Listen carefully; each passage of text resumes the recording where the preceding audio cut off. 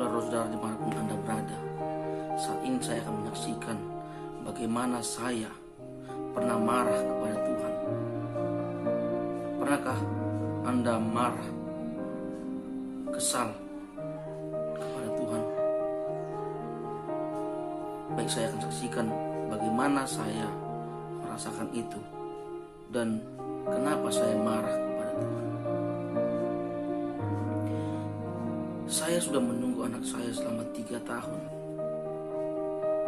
Penantian ini memang cukup panjang bagi saya dan istri saya. Memang saya syukuri Tuhan memberikan waktu kepada kami 3 tahun untuk berbulan madu dan dikaruniai oleh seorang anak yang bernama Kire. Saat ini saya terus latih untuk bermain musik dan bernyanyi. Tapi pernah satu saat, kurang lebih 1 tahun yang lalu, dia pernah sakit.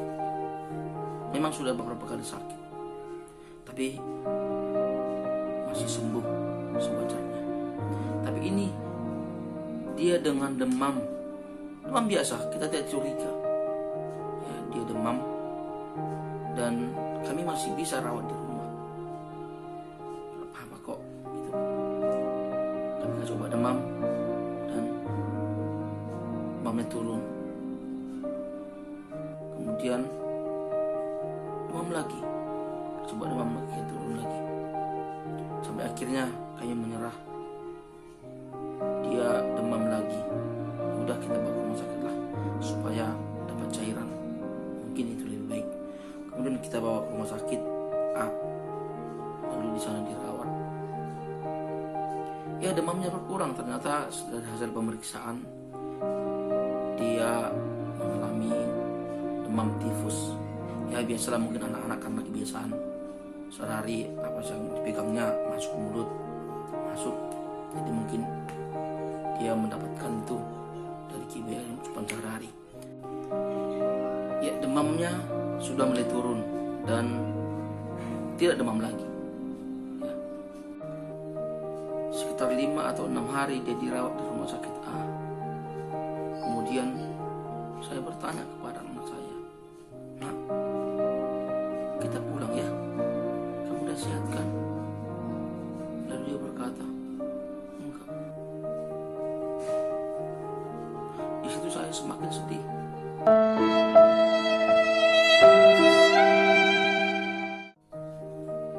Anak ini mungkin tahu kondisi tubuhnya. Biasanya dia kalau dia dibilang pulang, dia pasti mau. Tapi ini dia tidak mau pulang. Hati menjerit. Kenapa ya anak ini? Akan tetapi penyakit baru muncul, yaitu batuk. Kok dia makin lama makin batuk ya?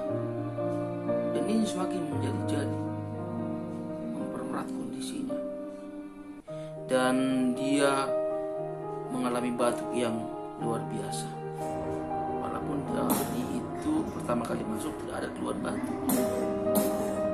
Adapun batuknya sekali-sekali, tapi bukan itu menjadi keluhannya. Lalu kami tolak foto dan kita konsul ke dokter spesialis anak. Katanya parunya bermasalah.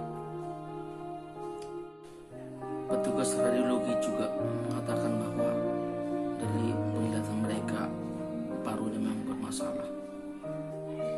Ya, kalau seandainya situasi saat dulu dibawa ke saat ini, mungkin orang akan mengatakan bahwa anak saya terkena corona. Wajar memang, karena tanda dan gejalanya memang khas dari pernapasan. Dan ini yang membuat kami semakin drop. Kondisinya semakin buruk. Batuknya luar biasa. Tidak ada henti-hentinya. Sampai-sampai dia tidak bisa tidur. Dikasih untik obat sana, dikasih obat ini oleh dokter spesialis anak, juga tidak ada perubahan, malah makin parah. Sehingga apa sih maksudnya? Kenapa Tuhan Engkau berikan seperti ini? Anak yang Kau berikan lama, mau kami ambil juga. Sampai-sampai dia hampir tidak menyadarkan diri. 4 jam batuk tidak pernah berhenti. Tidak pernah berhenti. Ya demikianlah. Sampai-sampai kami merasa titik jenuh itu, sehingga mungkin inilah akhirnya. Mungkin inilah kami terakhir bertemu dengan anak saya. Dia mungkin tidak akan bersama-sama dengan kami lagi.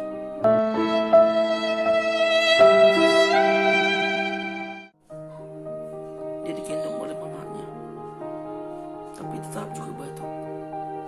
Dikasih obat segala macam juga tetap batuk. Sampai kami konsul dokter paru anak juga tidak. Sampai konsul juga ke dokter paru dewasa. Ini parunya bermasalah. Coba bawa ke dokter lain. Kemudian kami bergegas tanpa pikir panjang. Kita bukan tidak percaya dengan perawatan di sini, tapi mungkin ada cara lain yang mungkin Tuhan buat untuk mendapat kesembuhan. Orang-orang juga mengatakan, cobalah bawa, uang bisa dicari kok. Tapi ini anakmu satu-satunya, kamu harus perjuangkan ini. Hampir putus asa.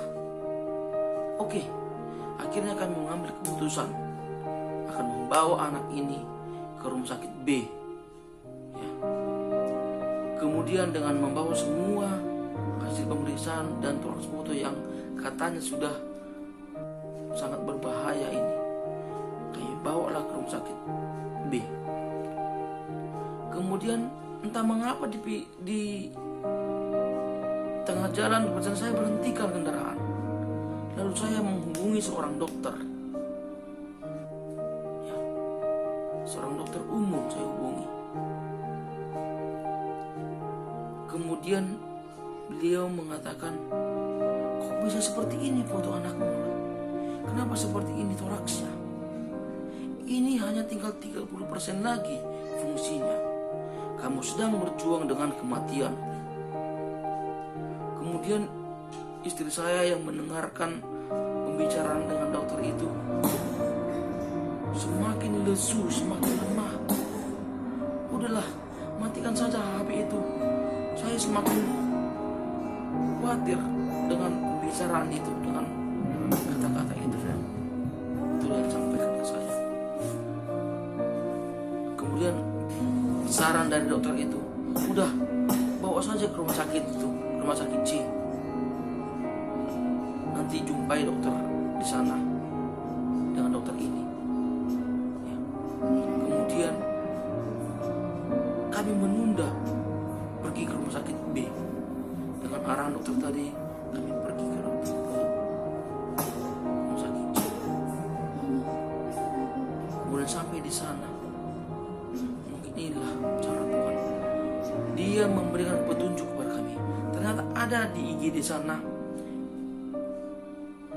seorang perawat dari Advent, dari tamatan dari Advent. Ya, kemudian kamu, iya, aku kerja di sini. Kenapa bang? Tolonglah anak saya. Kemudian kenapa anaknya ini? Saya kasih tahu, beritahukan kondisinya. Kemudian kami mau bertemu dengan dokter ini atas anjuran dokter ini. Oke. Kebetulan dokter itu masih praktik walaupun sudah jam, kalau tidak salah itu jam 9 malam. Tanggal 9 malam ya. Ternyata di rumah sakit itu masih ada jam praktiknya. Kemudian dokter itu melihat kondisi anak saya. Dia lihatnya fotonya. Oke, foto ulang kembali. Kemudian di situ dia foto ulang lagi. Gimana hasilnya dok? Ya kita akan coba. Dan disitulah mungkin cara Tuhan bekerja. Kondisi anak saya semakin hari semakin baik. Ya. Setelah beberapa hari dirawat di sana dan kondisinya sudah semakin membaik, saya bertanya kepada anak saya, nak, kita pulang ya? Lalu dia menjawab, iya pak. sekali hati ini. Ternyata anak saya juga punya insting bahwa dia tahu kondisi tubuhnya. Dia tahu kondisi tubuhnya masih kuat atau tidak. Dan memang benar, semakin hari semakin baik. Dan dia mau makan. Bayangkan, selama batuk dia harus menahan untuk minum atau makan karena itu sangat merangsang batuknya. Dia harus menahan rasa sakitnya itu. Tapi ini, dia sudah berani mengatakan pulang karena mungkin dia sudah tahu kondisinya sudah kuat. Saya nggak tahu kenapa di rumah sakit A perawatannya dan obatnya hampir sama, tapi aku nggak tahu apa yang membuat ini berbeda. Apakah saya yang ditegur supaya bersyukur dan jangan menyerah, atau berusaha bagaimana sebenarnya perjuanganmu kepada anak ini, ataukah kita harus mencari cara lain yang Tuhan telah berikan untuk mencari jalan kesembuhan kepada anak ini. Saya kurang tahu. Apa yang mau saya sampaikan adalah saya bersyukur mungkin ketika kita berserah kepada Tuhan, ya, ketika kita menyerahkan sepenuhnya kepada Tuhan, mungkin Tuhan bekerja melalui orang lain, ya, melalui orang lain dia bekerja. Apakah kita mengikuti ataupun kita malah tambah panik sehingga kita tidak percaya dengan apa yang mereka sampaikan. Saya marah pada waktu itu kepada Tuhan. Oh Tuhan, kenapa Engkau berikan begini kepada saya? Kenapa anak yang Kau titipkan kepada saya ini seolah-olah Engkau ambil? Mungkin Tuhan melihat apakah Engkau sungguh-sungguh kepada anak ini, anak yang Kau berikan ini. Untuk apa anak ini akan Kau rawat? Kemana arahnya akan Kau tuju? Apakah Engkau persembahkan untuk pujian dan kemuliaan nama-Mu, atau Kau biarkan seperti itu? Ya mungkin Tuhan akan. Tapi saya bersyukur saat ini anak saya sudah kembali sehat. Ya, sudah kembali. Itulah anak saya yang selalu bernyanyi dan saya terus latih untuk pujian dan kemuliaan nama Tuhan. Terima kasih saya ucapkan kepada Tuhan. Mungkin saya salah, saya marah kepada Tuhan, tapi saya menuntut Tuhan bahwa Tuhan terima kasih, anak yang Kau berikan itu akan aku buat untuk pujian dan kemuliaan nama-Mu saja. Mungkin kesaksian saya singkat, tapi inilah berharga bagi saya ketika anak satu-satunya yang Tuhan titipkan, dia beri kepada saya peringatan supaya Engkau tujukan anak ini